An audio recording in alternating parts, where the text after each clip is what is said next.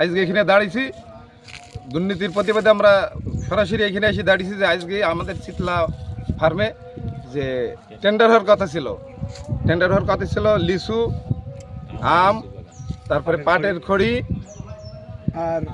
আর ধানের ননশিট ধানের যে টেন্ডার হওয়ার কথা ছিল, সেই টেন্ডারের টাইম ছিল 12:30 পর্যন্ত। এই 12:30টার পরে এসে আমরা দেখছি যেটি নাই।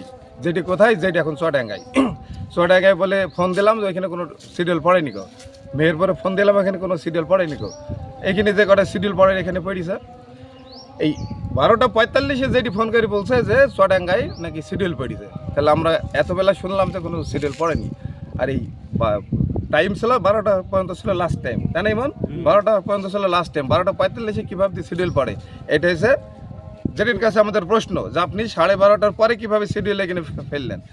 আর এই জেডি চোরাইভাবে যে গম বিক্রির টেন্ডারবিহীন চোরাইভাবে গম বিক্রি করে, চোরাইভাবে গাছ কাটে তার বাড়িতে ফার্নিচার বানায়।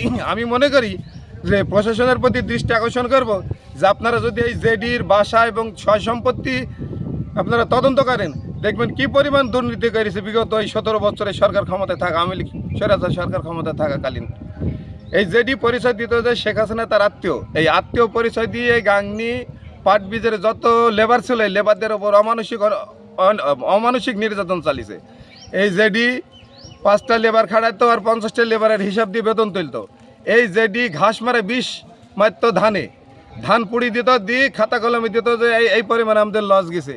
এই দুর্নীতি থেকে আমরা এই জেডিকে অপসারণ চাই এবং এই গাংনী যে শীতলা পাট বীজ ফার্ম, এই ফার্মে থেকে এই জেডির অপসারণ আমরা চাই।